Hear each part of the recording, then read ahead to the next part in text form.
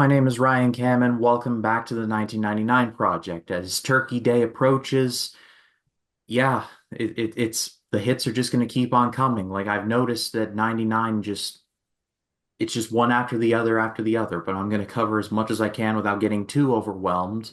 But I'm going to start off this week's episode by taking a look at a little known film from Kevin Smith that has gotten a lot of traction lately, and not just because it's the anniversary of its release.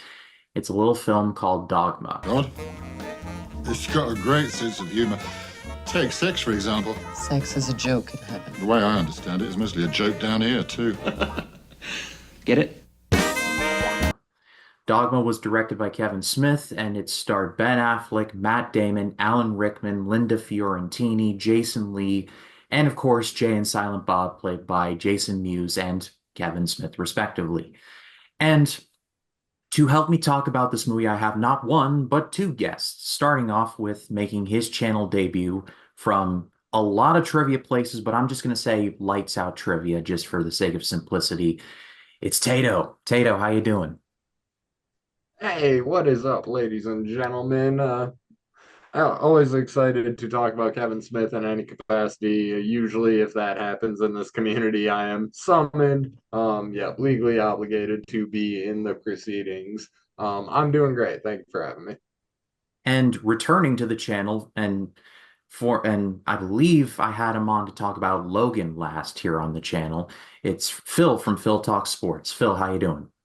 Good, man. Thanks for having me back. I do think Logan was the last time, and it's not often we get to talk Kevin Smith. His movies are kind of few and far between, but I'm known as the sports guy on my channel and yours, but I'm a huge fan of Kevin Smith and his work, if you can't tell by the little shrine I constructed here behind me. So this is going to be fun. This is a deep cut for you, I think, so I'm excited. Yeah, I will be the first to admit that Kevin Smith is a blind spot for me as a director. I know Comic Book Men. I've seen the show and I greatly enjoyed it. I've seen Tusk. My God, but but Dogma was a bit was his general filmography is a blind spot for me. I have to correct a little bit down the road, but Dogma, I was walking into it pretty much blind, and I enjoyed it more than I expected. But the movie basically tells a story of two angels named Bartleby and Loki, played by Ben Affleck and Matt Damon, respectively. They are fallen angels. They have been kicked out of heaven and are trying to get back. And they find a loophole when a church in New Jersey, run by George Carlin as a Catholic priest, is celebrating its 100th year anniversary. However, the voice of God, God, played by Alanis Morissette, enlists the voice of God, played by Alan Rickman, to enlist an abortion clinic worker, played by Linda Fiorentini, to stop the angels before they do something pretty bad. And along the way, you got a cynical angel, played by Chris Rock, another angel, played by Salma Hayek, and of course, Jay and Silent Bob are also here as well. So this movie has been getting a lot of attention lately because not only is it the anniversary, but it's also been cured of what I've been calling Weinstein syndrome. It was on a bit of a purgatory of sorts, and yes, I recognize the irony of what I say when I say purgatory in this movie's subject matter, but it's the best way I can describe it. The DVD and the YouTube version was the only way you could see this movie for a really long time, but it's been announced that it's getting a re-release on 4K Blu-ray and a Dogma 2 has been announced. So it's a surprisingly fertile time to be a fan of Dogma. Fantastic news here in the dogma industry, as it were. Still getting used to the Zoom of it all. That said, yeah, movie is fantastic. Linda Fiorentino, not to be a D, but just in case she comes up in trivia, ends with an O, not an I on that one. Don't want you to get Diaz. Um, yeah, just fantastic little adventure here. I did say off cam that it is my least favorite child, but it's still my child. I still love it dearly. Like I said, the religion bits never really super jived with me on a personal level, and I also don't love Linda Fiorentino as a lead in comparison to Dante and Randall and Banky and other such leads, Jay and Bob themselves when they get the chance to lead. I have a little more fun with those guys. And my favorite is Chase Namey, so Alyssa is the best. That said, Dogma still an excellent beloved movie. Just rewatched it yesterday in order to prepare for this. Um, bit from bit, Rickman is perfect. I did get a little bit sorry, tongue tied here. That's fine. I found something new in a movie that I'd seen 50 billion times, which is a rare treat, I'm sure, for anything. If you've read a book a billion times and never quite noticed a wording or something, or played a video game a billion times and never caught a cutscene, there's a bit, spoiler alert, it's near the end of the movie. Bob is carrying Bethany back, and God kisses Jay, and there's this choir piece playing in the background, and it kind of is a pre-Deadpool holy shitballs thing, where when God kisses Jay, it's like snooches. I never noticed that before. It was a good little piece, so I always love picking up new pieces of information. This is actually maybe my favorite Kevin Smith movie. It is definitely the Black Sheep. I feel like there are, a lot of his movies are just him playing with his friends, and those are his words, even not even mine. And it's almost funny, like the usual suspects are in here, but like at the time, I didn't know he was friends with Chris Rock. I didn't know he was friends with Alan Rickman. And for them to be in a movie like this, they've got to like Kevin Smith. He doesn't just pick random people. Everybody is in his movies for a reason. And like for Linda to be a lead in this, like growing up, she's like the lady from Men in Black to me. So for her to just randomly pop up, at least at the time seemed random, was crazy. I felt like this was made. It does a almost perfect job pissing off both the Catholic Church and just organized religion as a whole. And as someone that was raised Catholic growing up, I remember it as it was coming out. Even I was forbidden to see this for a while, and people didn't even know what it was really about. They just knew what it wasn't about. So it was just not even a situation. And then the lore of not being able to find this movie, like you'll see my collection behind me, you'll see Dogma's not in it. Not that you can't find a copy, but like to spend $40-$50 on a maybe DVD that's maybe going to work, not really my style. So someone did the Lord's work and put it on YouTube, and the same reason it can't be re-released is the same reason nobody's been able to pull it down. So it's kind of just lived in YouTube purgatory for a while, and the lore of that being the only way to watch it has kind of added to it. And I watched it, maybe a couple of years ago when I really got into Kevin Smith movies, rewatched it for this, and like it's one of those you've seen it 50 million times. You will always find something new in this. Like I thought I remembered the whole movie, and then I'm like, oh, I don't remember that. Didn't remember that. Chris Rock is weirdly my favorite. Just he makes the movie for me because again, it's like I didn't know Chris Rock and Kevin Smith hung out. So it's just I think it was made to be like Kevin Smith is just known as a guy who likes to hang out with his friends and make lighthearted movies. So he decided to hit you over the head with this overly serious, mythical, gods, demons, purgatory, fallen angels. Like he tried to flex his director muscles a little bit in this, and like it worked for me. I know it didn't for a lot of people, but I think that's why it's if not my favorite, it's in the top two for sure. Well, it's funny, Phil, you bring up the part about not being able to see this because of faith. Kevin Smith, I think he may have seen like where the wind was blowing because the very first image you see of this movie is a big old wall of text saying, please don't take this seriously. It's not exactly what it says, but it basically says, please don't take this seriously. This is meant to be a comedy. Like, just like take it for what it is. And like, has a weird thing about platypuses or platypi or I don't know what the plural for platypuses are, but I'm sure I'll figure it out later. But the point is that this is meant to be this is meant to be funny. It's not meant to be taken all that seriously. And I personally, as someone who practices religion pretty regularly, I was not offended by this at all. I actually laughed quite a bit. I was laughing more at the novelty of seeing George Carlin, noted atheist, playing a Catholic priest. I thought that was hysterical. The part where he's Cardinal, no less. the part where he was like, the Catholic Church has never made mistakes. And like, okay, we've made some mistakes. like I laughed really hard at that part. And I'm somewhat of a George Carlin fan. I've seen a few of his stand-ups and he was very funny in his day.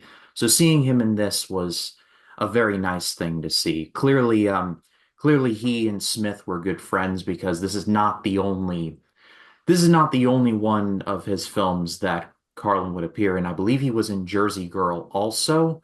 I think he may have been in more, I'm not sure. No, just Jersey Girl. Oh, just Jersey Girl. Okay, so I was trivia note for later. Right. How many George Carlin movies was Smith in? Two. Well, Filing that for later. But yeah, the no, movies no, no. He's in Jam Bob Strike Back. I'm sorry. scratch Yeah, that. he's like a homeless guy or something in that, isn't he? If Yeah. I remember Yeah, correctly. Yeah. he's the unwritten book of the road. There we go.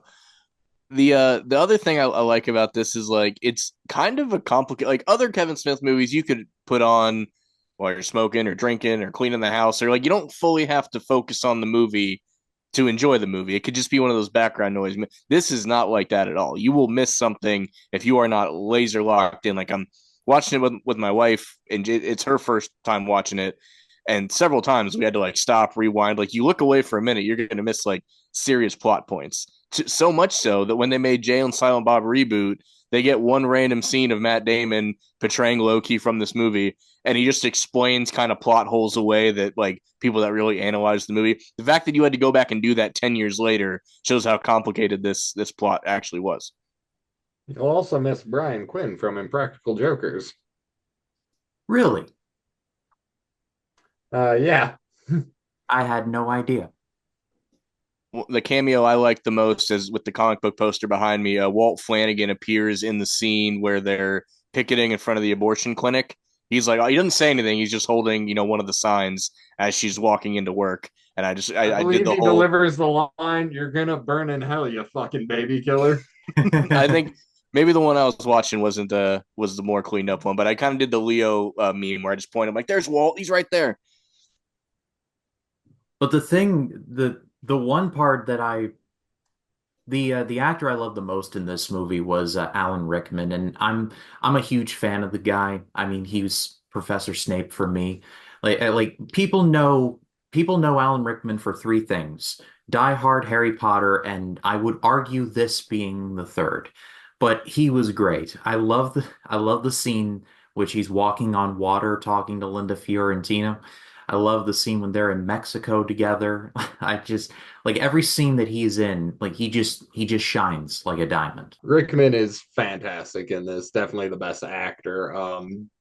Stories that have been said a billion times, but I'll echo that Kevin has shared. Jay Muse learning every line in the script because he didn't want to piss off that Rickman dude. This is just a golden piece of Kevin Smithism. Because yeah, Jay couldn't really act, and like since then we've seen like a lot of great acting from Jay, especially in these later releases. I feel. Um, but yeah, Rickman, shout out. And then also I'll throw love to Galaxy Quest, which we briefly Yes. described because I had Galaxy Quest and Dogma before I had him as Snape and stuff. So it was cool for him to show up. Like I said, I was watching these Kevin Smith movies at a way age inappropriate time. I was just like 9, like Snooch. Yeah, it was a great time. Yeah, brief side road for just the 99 project. Like this movie being Dogma and Galaxy Quest came out the same year within like a month or so of each other. That's just insane timing. Like just insane timing no matter how you slice it. Like it was just like a crazy time to be a fan of like comedies. We'll never see times like those again. I mean, that implies that Rickman is either bouncing back and forth on shoots for this because, I'm sure Kevin worked around his schedule or going right from one to the other. And I couldn't imagine like because I forget who made Galaxy Quest, but it was a bigger company. It was one of your standard producing companies. So it's like to go from that to a Kevin Smith movie or a Kevin Smith movie to that, he's just got to roll with the punches at that point. But he's the perfect like we get all the we get Chris Rock about halfway through the movie. Carlin is spattered throughout, but like Rickman is like the guy with acting chops that guides everybody through this movie. And like I'm not saying other people couldn't have done that, but he's definitely the perfect one. And Kevin's told this story before because any podcast, I'm a very simple man. If I see Kevin Smith did an interview or a podcast, I'm clicking it and I'm watching it. Yep. It's Pavlov's dog. I'm clicking play, and he tells the story that they're in between takes or something in the church, and Jay and Rickman are sitting there talking, and he's thinking, what could these two possibly have in common to be talking about when we're not, shooting? And apparently, Rickman calls Jay a true American icon. And that's always his opinion of Jay, which is just, very sweet to hear, especially after, he's no longer with us. And that's one that didn't really come out until recently, or I Mhm. hadn't heard the story until recently. So it was cool to know that Rickman loved Jay that way too. One more thing that is crazy to me is that the fact that not only did Kevin Smith get Ben Affleck and Matt Damon for this, but keep in mind in '97, Good Will Hunting came out and they won an Oscar for Best Original Screenplay. Pretty sure the next thing they did after this was Dogma, which is just crazy to me to think about. And Matt Damon had a pretty big year in '99. He had the talented Mr. Ripley a month or so after this, so he was having a good year. I neglected that one because I think I've seen that one once. But yeah, it doesn't come up in my brain as often as Galaxy Quest does. So yeah, Damon and Rickman both pulling double duty on this one. But Ben Affleck goes crazy in this one. Like he really does. I think of the two, Matt Damon gets more of the respect in terms of acting chops than Ben, but Ben Affleck is secretly really good when he's like really on. I feel like Affleck has had the worst luck in terms of the two. But when he's given something good, he's really good. See, like The Way Back or Argo or his directing work on Gone Baby Gone, for an example. But he's really good here. I love the scene in which they have the fight in the parking garage. Like Loki Mm-hmm. just wants to go back to Wisconsin, and Bartleby's like, "Nope, we're in this. Like we're going back to heaven no matter what." And just, I love that. I love the scene. Like you can tell they're friends. They're friends in real life, obviously, but they just have a chemistry. You can't teach it. You just have to have it, and they have it. Yeah, it's like they have the luck of like being as close as brothers, but they don't look alike, so you don't have to worry about doing like twin movies or anything. But they've been together as friends for so long that they have that connection. And like it's crazy to think that this came out when Good Will Hunting did. Good Will Hunting is my favorite movie ever. And it I didn't learn until way later how much Kevin Smith had a hand in that movie being made. I'm like, oh, it makes sense. It was blessed by the man himself, so of course I'm gonna like it. So this is purely speculation. I'm gonna speculate wildly on this, but like I'm sure they had quote unquote better things to do than do Dogma, but what he did to help get Good Will Hunting off the ground, they weren't going to say no to him for something like this. And I also love Good Will Hunting. I would say Good Will Hunting is my second favorite movie with Ben and Matt from that year. But so not quite as highly ranked as you have it, but yeah, Good Will Hunting is pretty perfect. I just love Chasing Amy to death. So just happens to be that again, pulling double duty in those years, even though Matt really isn't in Chasing Amy. Um, but Jake he's in mentioned it. that like Affleck has bad luck sometimes. I think like Hollywood did its damnedest to like typecast Affleck, and he just wasn't having it. Like he'll just like I'll go play a fallen angel, and then in 20 years I'm gonna be Batman, and then I'm gonna do like Gone Girl, and I'm just gonna like you never know my next move. Like he's literally the Hollywood equivalent of that. And like granted, they're not all good necessarily, they're not all crushed out of the park, but he swings at a lot of stuff that's just outside the strike zone, and he's commendable for it. I mean, like Damon found, like the Bourne series, right? So we always had that to go back to. He would jump in that universe and then jump out to make whatever he wants to do otherwise. And then like they can both come together still to make like that movie Flight, which is a movie about Michael Jordan that doesn't have Michael Jordan in it, and they still made it work. So it's just, Fair, yeah. these guys can't miss in my opinion. I'm sure you can find one, but I'm just not having it. These guys don't miss to me. I hate to be that guy, but it's called Air. Oh right, yeah, yeah. Flight is the Denzel, very different movie. Yeah, Flight's the Denzel Washington movie, which that one is very, Also very good. Yeah. yeah, it's very good. But one thing that I almost forgot to point out, Phil, you were talking about like these little references. I love how in the movie The Restaurant Movies is a golden cow. And for all the Bible nerds out there, there's a pretty famous story where the Israelites, when they're in the desert on their way to paradise, they begin worshiping a golden calf. That could not have been an accident. So this is a movie that I think Kevin Smith was trying to do something a little more deep, and And I gotta give him credit for that because it's like it could have been so easy. Like it could have just been like, oh, this fake restaurant. Like I'm just going to like, throw a random mascot. But no, Kevin Smith is like, I'm gonna make a fake burger chain and I'm gonna have a golden calf as my mascot and just call it movies. And if it was a coincidence, then I'll walk it back. But considering the subject material of the movie, that could not have been a coincidence. Throwing it the golden calf in there is a extra cherry on top to that scene.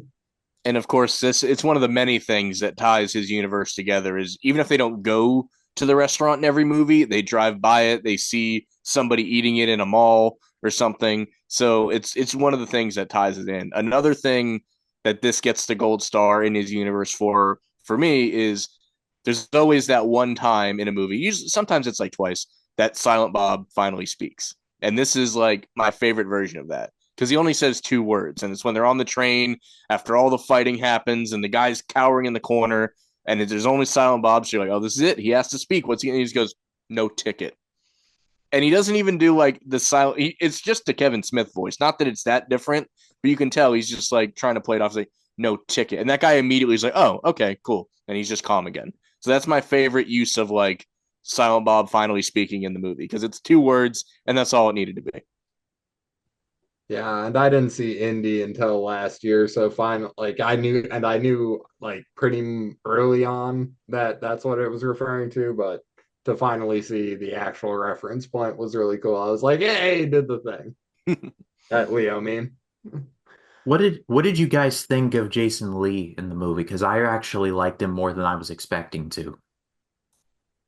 I always love Jason Lee in these movies. Like I said, Brody is my guy. He's definitely one of the characters I most identify with, and I love Banky as well, who was the second character I listed. Azrael, I am not a demon. I have not been to hell, so I identify slightly less with Azrael than Banky and Brody on some levels. But I get the concept that hell probably sucks. So I understand his motivations a lot. And as always, he's hilarious. Jason Lee's voice is really funny for me, so I'm usually having a good time when Jason Lee is delivering lines. His timing is pretty impeccable. For Kevin Smith to just find the skater and stick him in Mallrats as the lead and turn Jason Lee into a movie star. But excellent find by Kev again. And yeah, he's great in all of these. I love him here. Yeah, he does such a great job that like if you ever seen the show Lucifer, where like the British guy plays the devil, I'm sure he's a better known actor that I should know his name, but I don't.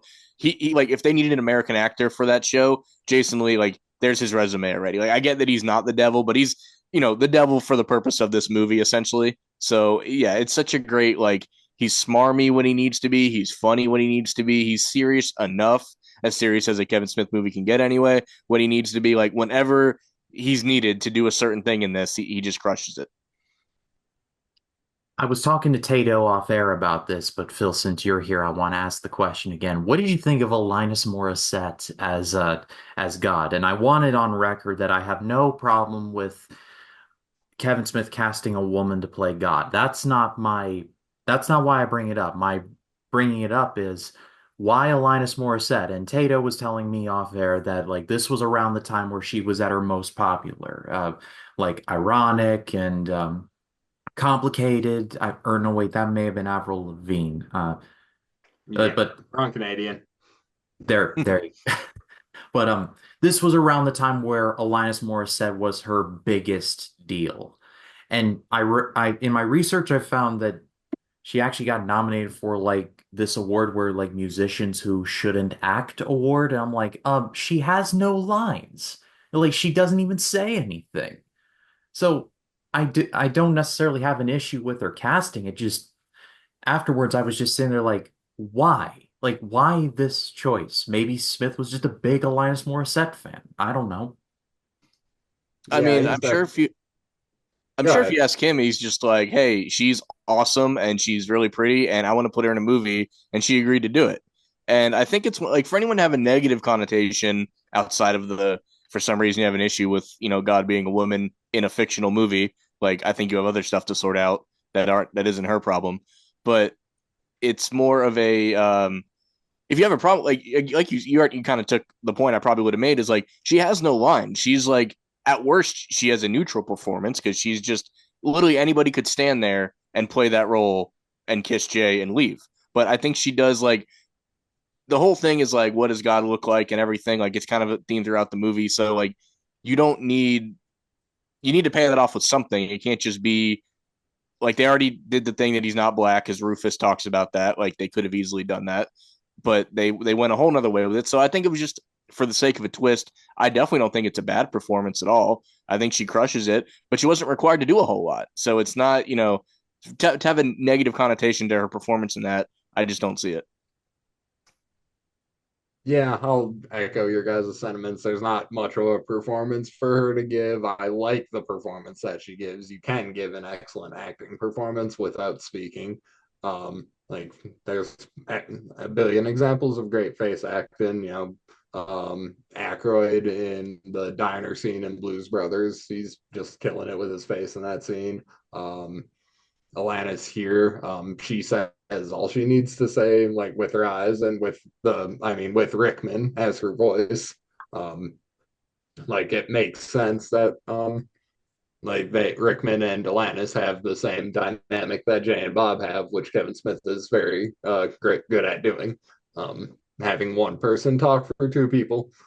Um, so that is really good here. And yeah, Kev has said that he is just a big Alanis fan, and God as a Canadian woman tracks to me. So Yeah, And I'd go as far as to say real quick that like for some reason that didn't work out. He probably just makes his wife God in the movie because they got married in '99. So the honeymoon phase has got to be at an all time high at this point. So like if he had a reason to make his wife literal God, he probably does that. That's probably his plan B if she doesn't do it. And it's the same movie either way. right. I think the most interesting thing that Morissette does in the movie is destroy Bartleby's like head. Like I love the build up and how Rickman was like, unless you're on another plane of existence, cover your ears. And Jay's like, what? And it was like they bring him down like that. And then Bartleby's head just explodes scanner style. And then and then Jay's like, why'd you hug my head? And I'm like, oh Jay, like what? yeah, Kevin Smith wrote Loki first. Kevin Smith wrote that Black Bolt scene first. I think, and the MCU has paid Kevin Smith back, obviously, by nodding to Mallrats. So it's a really sweet circle. Yeah. But I think that it's interesting.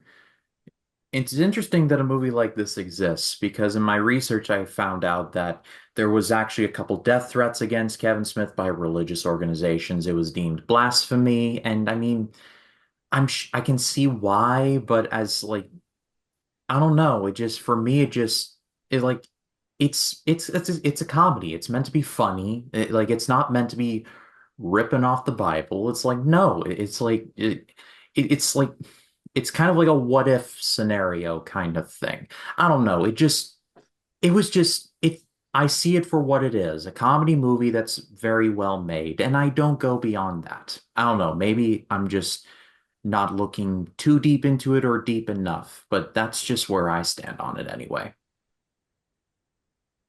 Yeah, I think you hit the nail on the head. That's definitely what it was intended to be, as per the filmmaker's words on numerous occasions. But on the other occasion, when he protested his own film,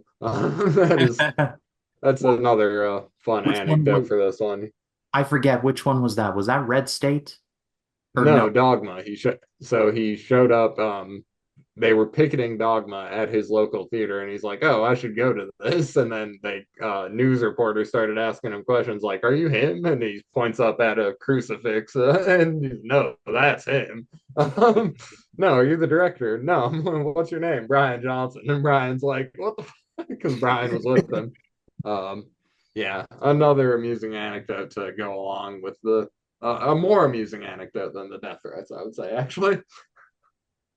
I mean, at the time, I was very shocked because it's not like the Catholic Church to overreact about anything. So clearly, this was like the first time ever, I think, right? Of course. But Yeah. in reality, the funniest thing is like they think it makes the church look bad. If you saw this movie at the perfect age, it would almost make you interested in the Bible if you weren't already. Like if you're like an edgy teenager, you might want to think like if clearly the story isn't like word for word pulled from it, but it's like if this is the kind of stuff that's in there, it may get you to pick one up and read it. And at the end of the day, that might be a positive because like Kevin Smith was raised in a like religious household. He was all that sort of thing. So like I think he knows how to walk up to that line and in his mind not cross it. Of course, to other people felt that he did. And then with the whole sequel thing coming out, we got to pull the reins a little bit back on that because when he says he's writing it, he actually put a video out I think today or yesterday. To him, writing it is it's still up here. He's not physically like typing it. So like he has ideas, but obviously the big win of like getting control of the movie back because he didn't know when that was going to happen, if ever. So like he probably has ideas stewing in his mind. So like it'll be years before we see anything like that, of course. But like the fact that he has the option is perfect, and he might. The world is while more insane than it was back then, it's also more tolerant in other ways. So he can probably do the sequel with a little less like one. He's a made man already. He can finance it himself, not worried about anything else, like he just did with the 430 movie. But the I think he can do it kind of carefree at this point, and he can almost make it right with the church, proving like I can make a religious based movie that you don't have to hate, maybe. But that's remains to be seen. I don't know how much hate Red State got. They did. I mean, less than Dogma for sure. Yeah, for sure. Yeah. But I think to kind of bring this all home, uh, if you've had your reservations about Dogma, I do give it a good recommendation. I'm gonna give this an amazing grade. I did not expect to like this as much as I did, but it's very funny.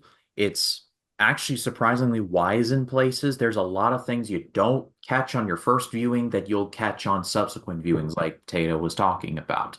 Like I was thinking about it earlier today. I'm like, I absolutely missed that the first time around, and it gets better the more you think about it. So I'm glad that it's cured of Weinstein syndrome and Dogma 2. There's definitely a lot of ammunition to fire there, and I'm just gonna leave it at that.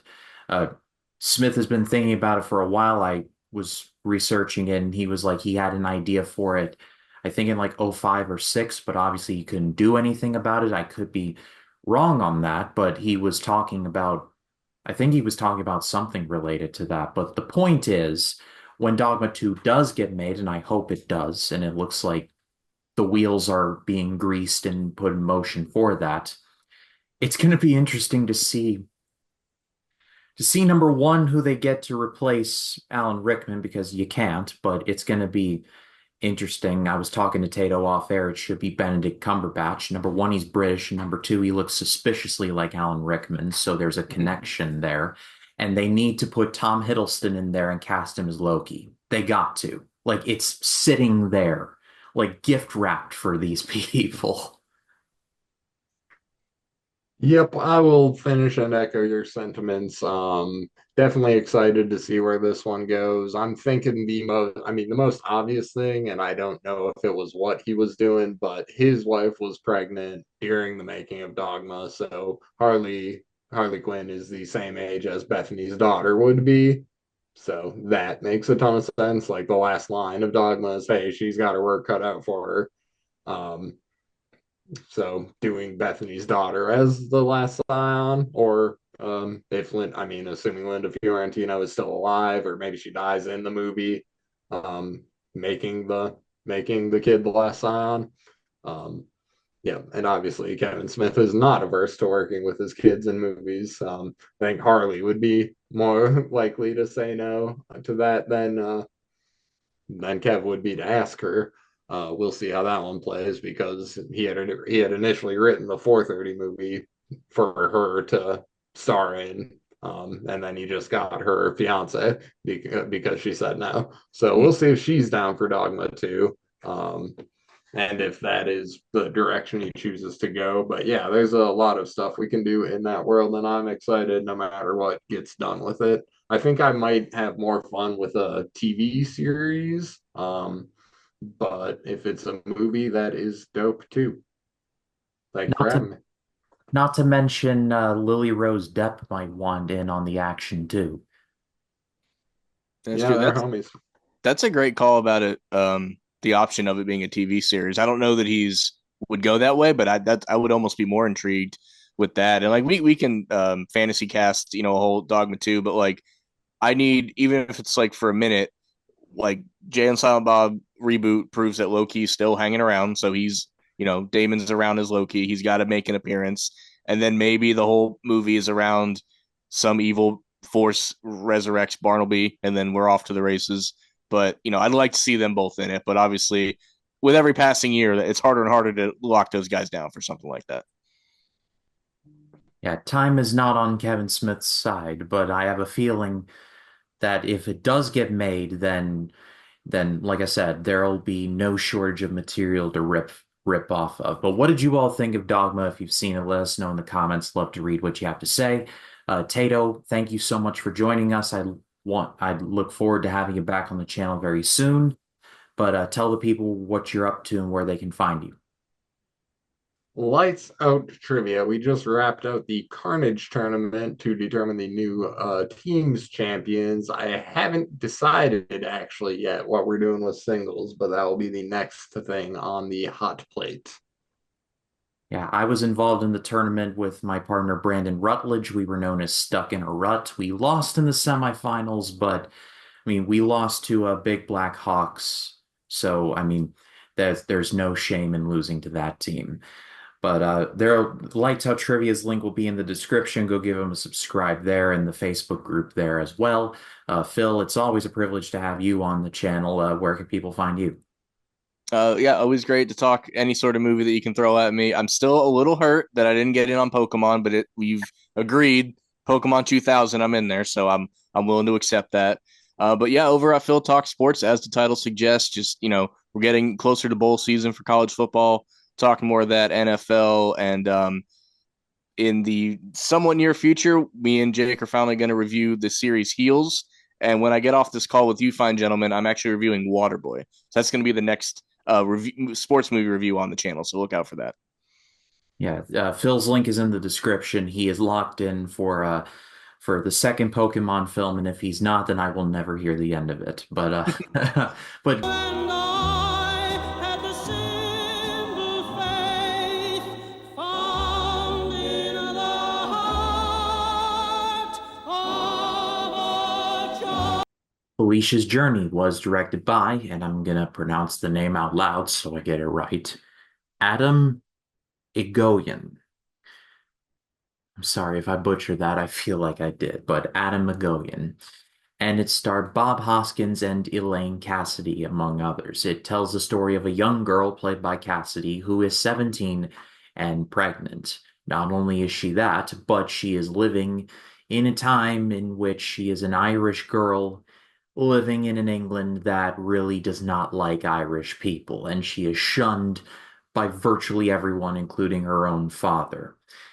The baby daddy has just been drafted, or he pretty much drafted himself into the military, and so she has no one except for one seemingly kind man played by Bob Hoskins. He's a catering manager, but seemingly on the surface has a soft heart and agrees to help her find find the baby daddy and patch things up. However,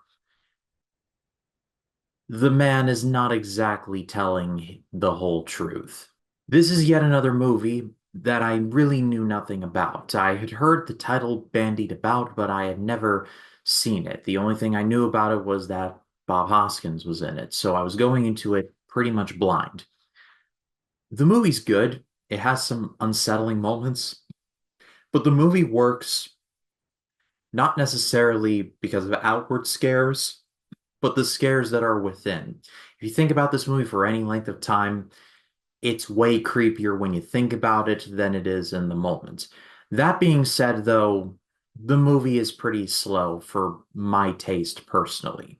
It was after the movie ended that I started saying to myself, okay, there's nothing right about anything going on in this scenario.